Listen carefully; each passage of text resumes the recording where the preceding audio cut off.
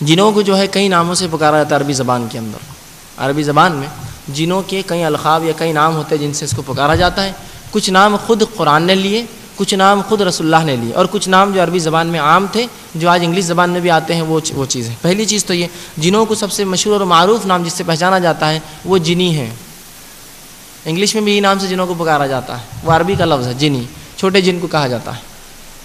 تو جو ہے یہ جو ہے اس کو اسپیکر کے پاس رکھنا. تو رسول اللہ سے تو یہ لفظ ثابت نہیں ہے، لیکن عربوں کے اندر یہ نام ہوا کرتے ہیں جنوں کی. کچھ احادیث ثابت ہے، اس کا بھی تذکرہ کرتا چلوں گا، اور جو نہیں ہے وہ بھی کرتا چلوں گا. تو جنی کہا جاتا ہے جنوں کی عام قسم کو، یا جن جس کو کہتے ہیں. انگلش میں بھی یہ لفظ جنی آتا ہے، الادین اور اس کا جنی لفظ استعمال ہوتا ہے. انگلش زبان میں جنی یہیں عربی سے جاتا ہے.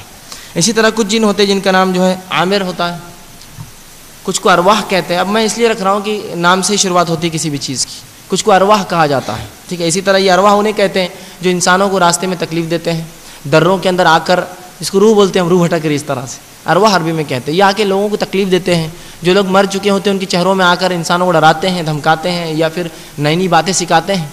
تو اس طرح کی یہ کام کرتے ہیں. اسی طرح جو ہے شیطان یہ قوی ہیکل جن ہوتا ہے، اس کو عربی میں بھی شیطان کہتے ہیں. قرآن نے بھی ابلیس کو شیطان کہا، تو شیطان بھی کہا جاتا ہے. اسی طرح عفریت بھی انہیں کہا جاتا ہے. عفریت ایک بہت قوی ہیکل جن، جو سلیمان علیہ السلام کا سورہ قصص کا واقعہ پڑھ لیجئے کہ ایک عفریت نے سلیمان سے کہا سلیمان تیرے اٹھنے سے پہلے، اس مجلس کے برخاست ہونے سے پہلے میں سبا کی رانی کا تخت تیرے پاس لا دوں گا.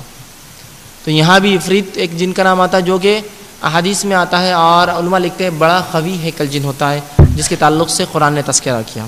اسی طرح خبث اور خبائث، رسول اللہ فرماتے ہیں جب بھی کوئی شخص بیت الخلاء جائے یہ دعا کرے اللہم انی اعوذ بک من الخبث والخبائث. تو خبث اور خبائث جنوں کی وہ نسل رسول اللہ فرماتے ہیں جو بدترین قسم ہے، جو انسانوں کو جب وہ ننگے ہوتے ہیں جب تاڑتی ہے، جب دیکھتی ہے، جب تکلیف پہنچاتی ہے. تو جب بھی حمام میں جایا کرو، بیت الخلاء اور پیخانوں میں جایا کرو، رسول اللہ فرماتے ہیں یہ دعا ضرور پڑھ لیا کرو اللہم انی اعوذ بک من الخبث والخبائث، کہ اللہ میں پناہ مانگتا ہوں تجھ سے یہ غلیظ نسل جنوں کی خبث ان کے مذکر سے، اور خبائث ان کے مؤنث سے، دونوں سے. جن مطلب ان کے اندر مذکر اور مؤنث، میل فیمیل بھی ہوتے ہیں، جس طرح ہم میں ہوتے ہیں مردوں کے اندر عورت اور مرد ہوتے ہیں، اسی طرح ان میں بھی ہوتے ہیں. تو یہاں رسول اللہ نے دعا سکھائی ان سے پناہ مانگنے کی، بچنے کی. تو یہ چند نام تھے جو قرآن حدیث میں اور عربی زبان میں مشہور اور معروف ہے جنوں کے.